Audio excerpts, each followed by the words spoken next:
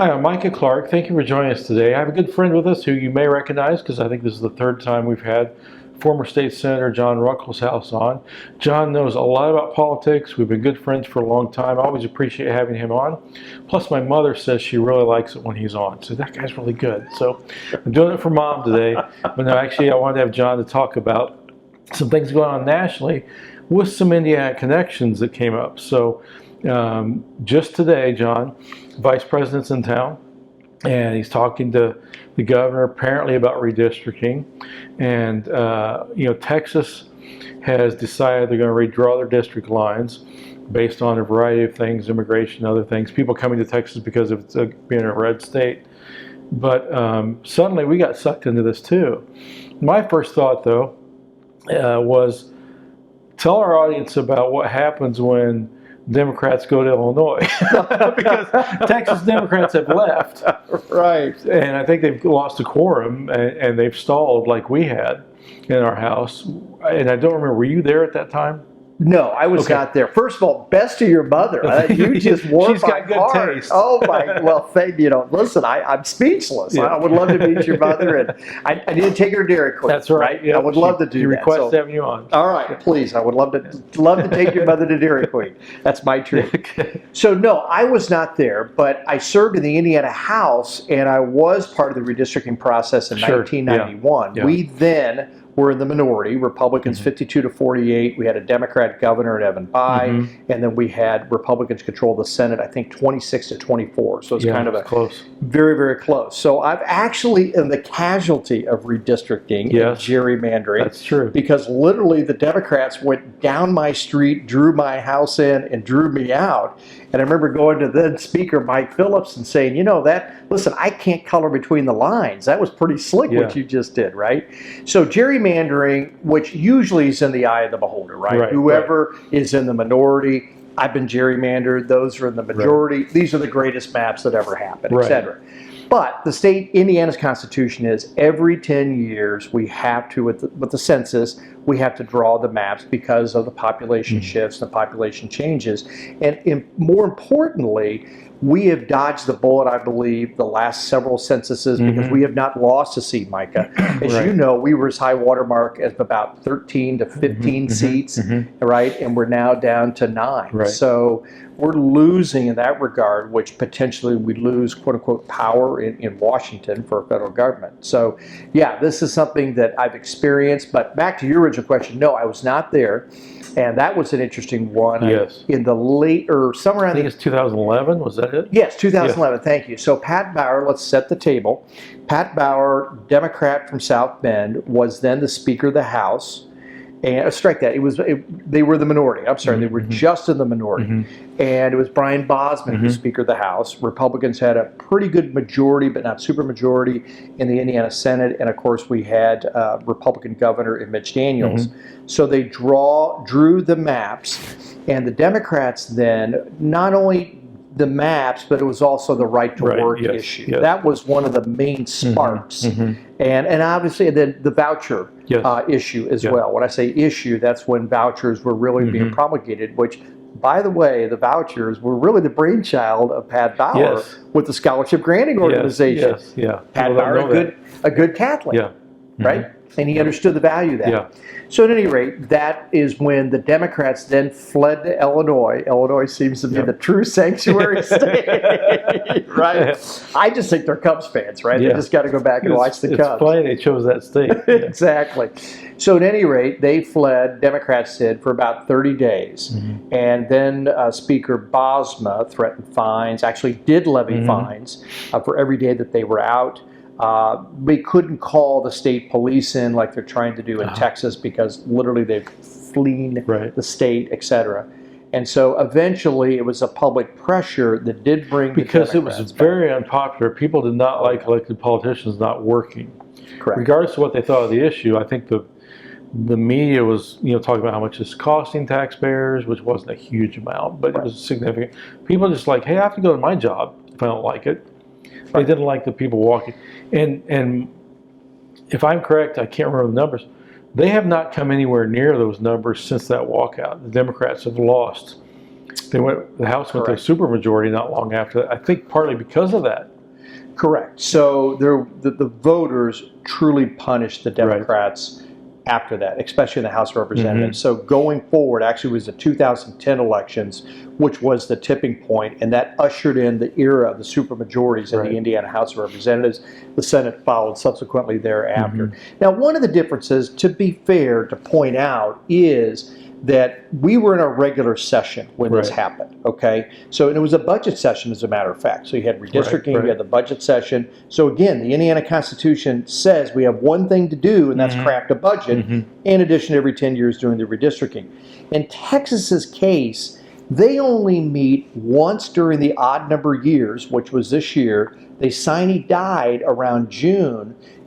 They don't meet for another year. Okay. So they don't have every year meetings, but the governor was calling him in on special session to not only address the redistricting issue that they were promoting, but also the flood victims, which really is an important piece to this. Now, the calculus there in Texas will be, will the voters punish them, they being the Democrats, for leaving because it's a special session versus a regular session, right? So that the jury's still way out on that. But if they don't give flood relief, that could be, I would think that would be very unpopular. Oh, I would think so too. Yeah. So I would implore the Texas legislature to come back and try to get this done. I understand the political issues of it. I would caution our Indiana delegation on this, and maybe we'll talk about that. Right? Yeah, next.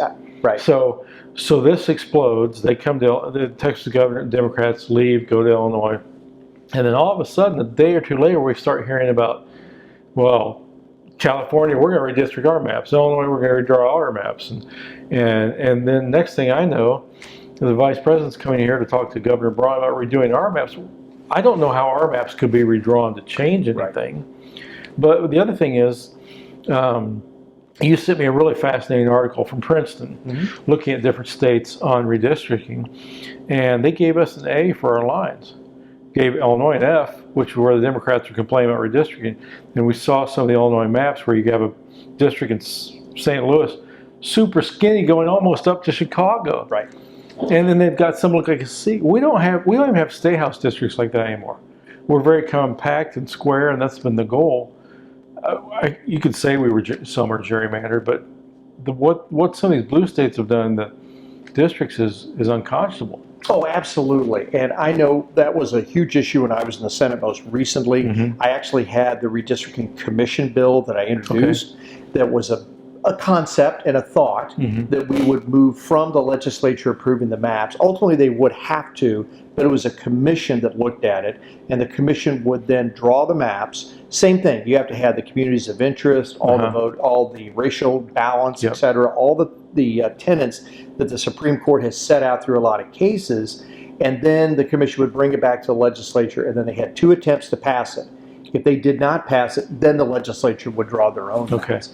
But back to your original point, yes, the maps that we just drew, I say we, I was not part of this, but the legislature just drew in 2021, not only had that A from Princeton, Mitch Daniels' alma mater, by the way, but also they were not sued by the Democrats. And you know, if the Democrats in Indiana didn't like it, they would have sued us in a heartbeat. So they passed muster, and they're good maps. Which, again, is why do we want to change them now? Right. I see no upside for that.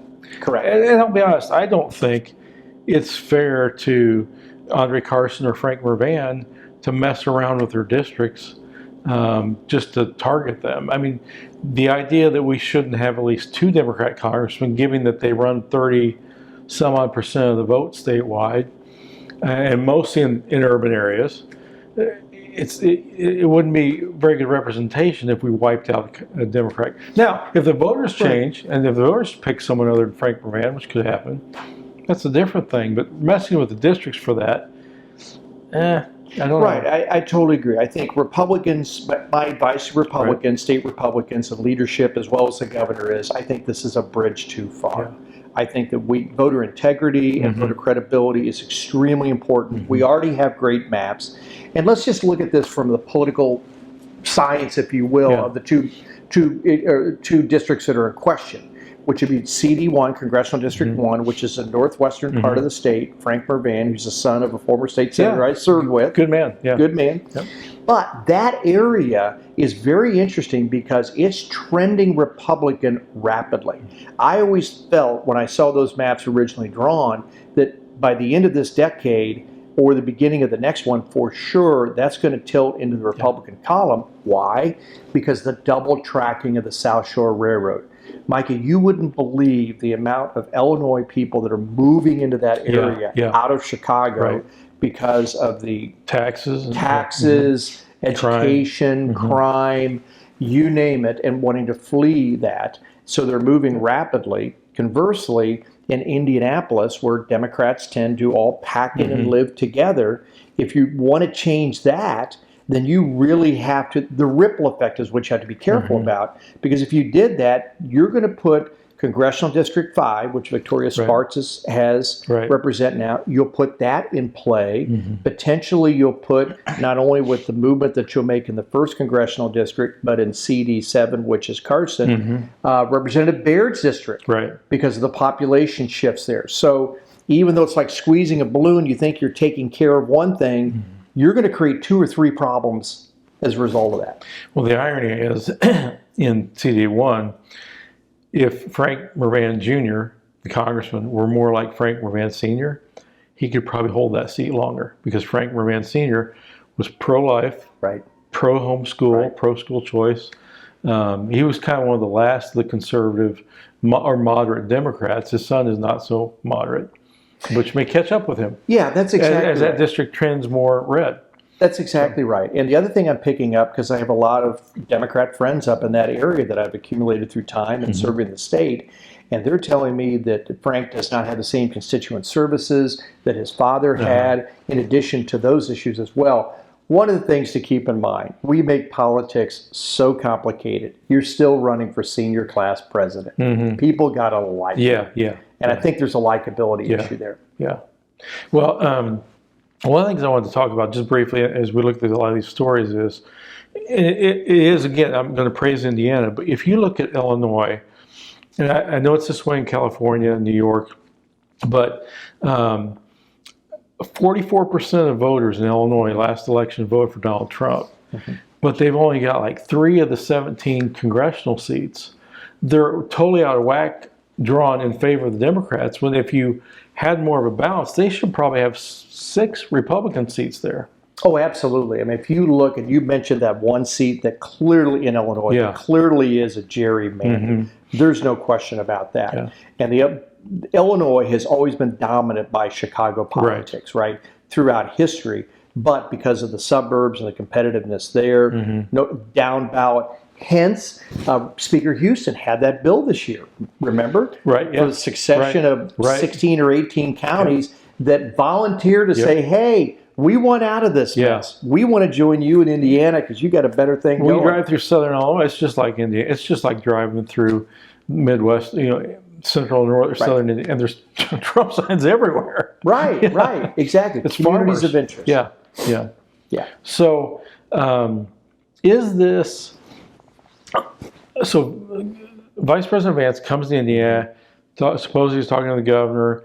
Is this a big chess game that the Trump administration is playing to try and hold off Illinois and California from redrawing new lines, saying, if you do that, we will redraw Indiana, we'll redraw Florida, we'll redraw some other red states?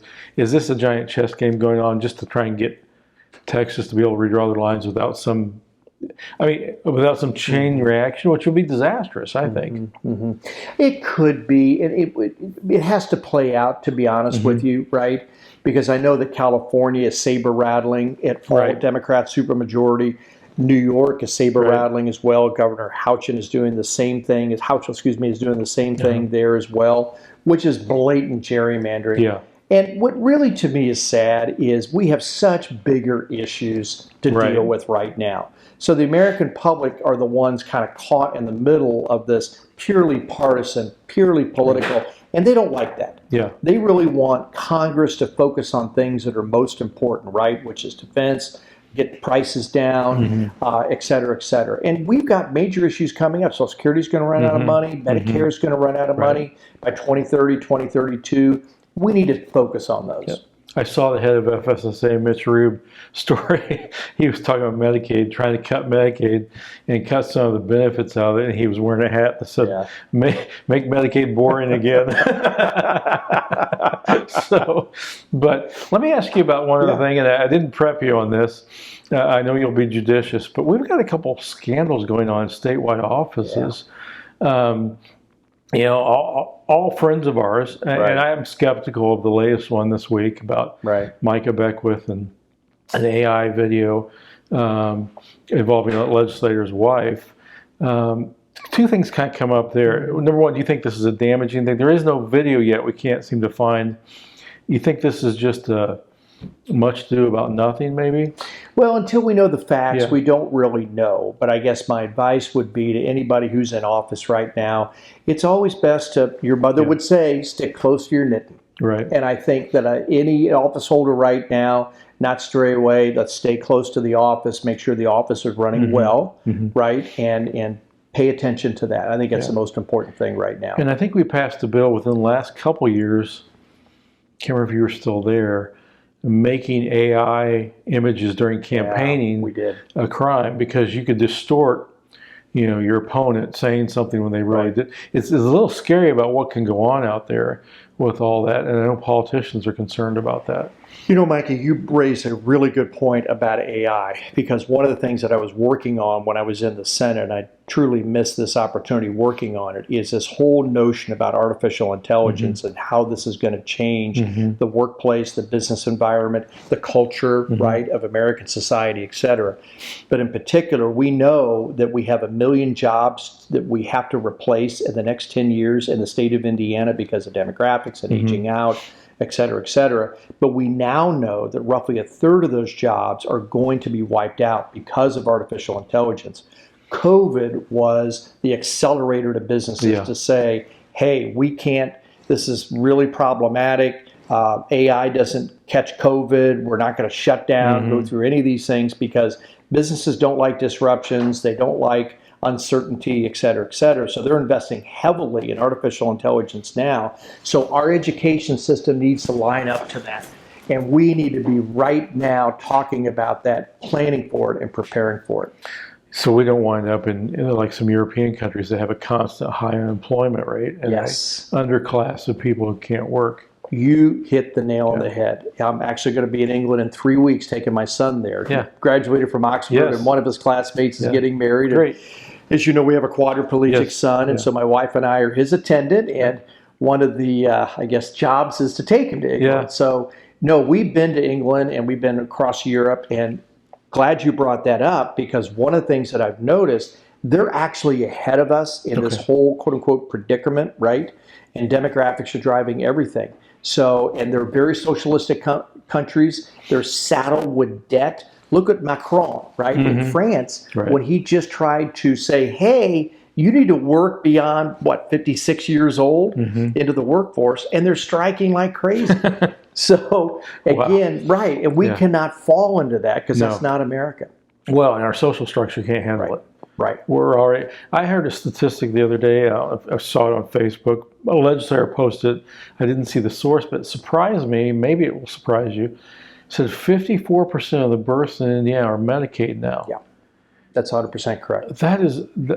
How is that sustainable? I get it. We have. It shows you the importance of marriage. Right. Because most of those folks are probably not married. When you're married, you have more economic resources. But that is dramatic. What those things are, the cost that's going to be. Well, we already saw it just this year in the state budget. This last session fully exposed the whole Medicaid issue. We have 6.8 million Hoosiers that are inhabitants of the state of Indiana. Roughly 2 million Hoosiers are on Medicaid, and to your point, roughly half the babies born in the state of Indiana are on Medicaid. Again, my son's a quadriplegic. That's different. He doesn't even qualify because it's a income eligibility. So he makes more money, right, which is a good thing, but he doesn't qualify for Medicaid. So I live this every day. I know exactly what is what people are going through. Yeah. But what the state really needs to be focusing on, they started down this road, but I think we can do better, is that we need to get people off Medicaid. And if that means raising their skills up, to raise their wages up, to make them more self-efficient, that's what we need to be focusing on. Well, you have a background. I'm throwing all things. I haven't prepped you on this. Sure. You have a background with hospitals and medical. What is the pressure on Medicaid doing to some of our rural hospitals? Yeah, this will be very interesting. Because I know I'm hearing a lot about that too. Yeah, because there is a lot. Medicaid is very broad-based. Recipients, if you will, are very broad-based around the state of Indiana as well as the country. And keep in mind, Medicaid, when it was originally designed, was for those that were handicapped, disabled, et cetera, and the poorest among us.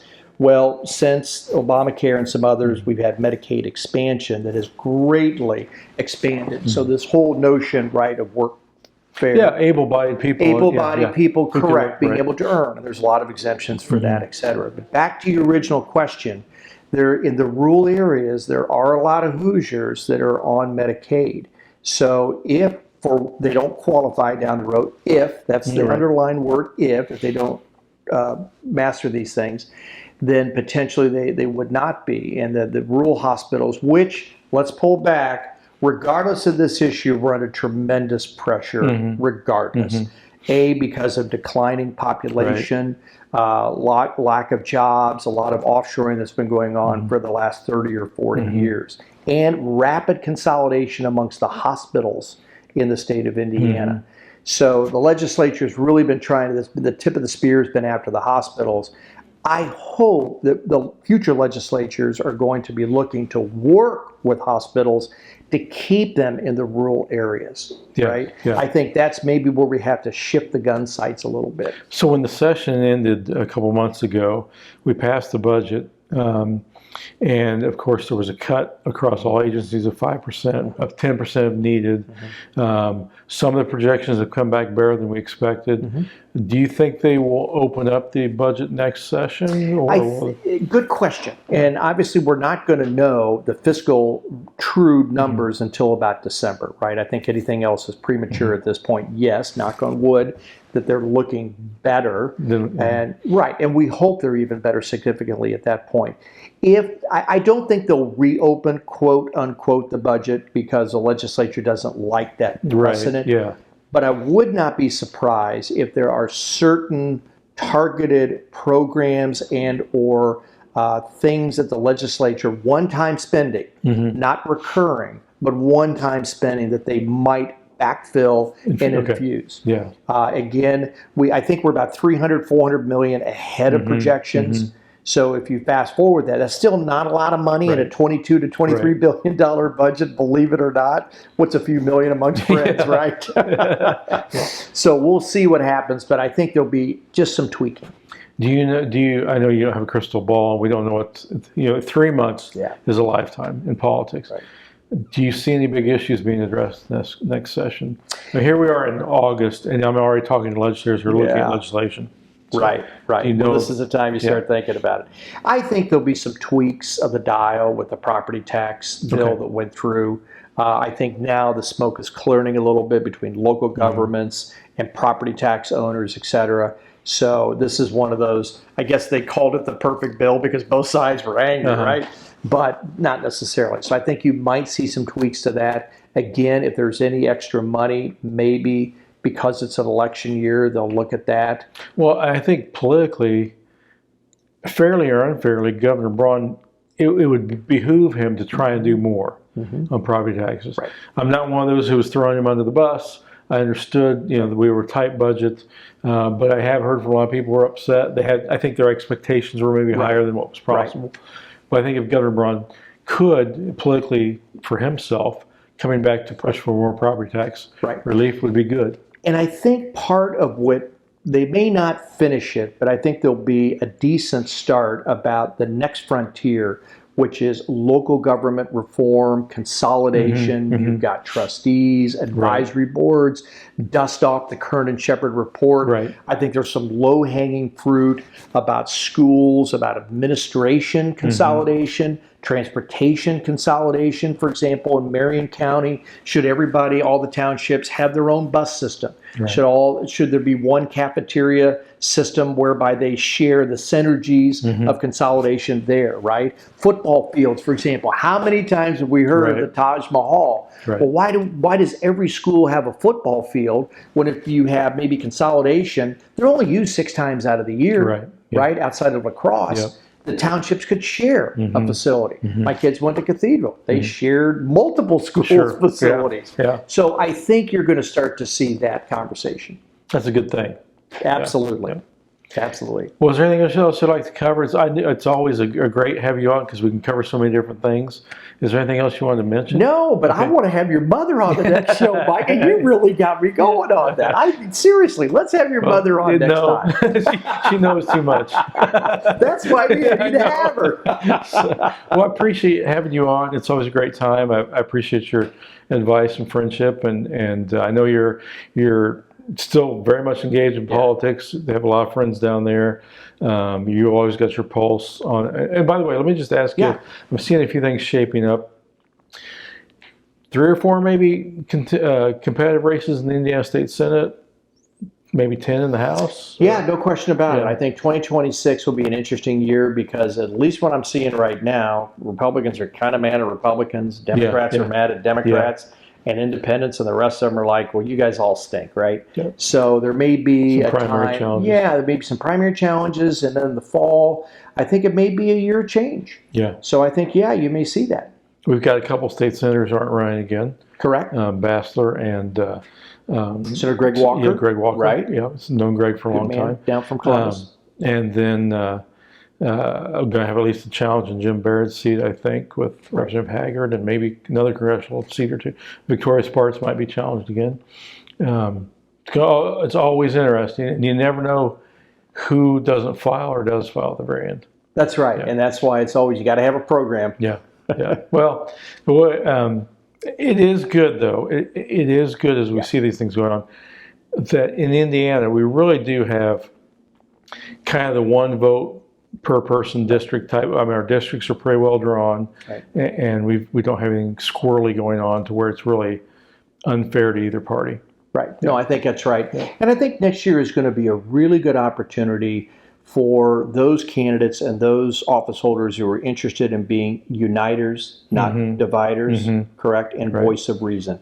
I think that's what the people are looking more towards. We've been in this populist phase for a while, which is fine, it's healthy. But I think right now with the amount of problems that we have, not only in the United States, but in the state of Indiana, I talked about it before, the demographics, the cost, the Medicaid, et cetera, that's not going away. Healthcare, education is going to get bigger, et cetera, because of the downstream of demographics. There are fewer children in our school systems. So we're going to have to figure this out. And I think we need more uniters, not dividers. Sounds good, because there's a lot of things we can agree on. Right. Yeah. Okay.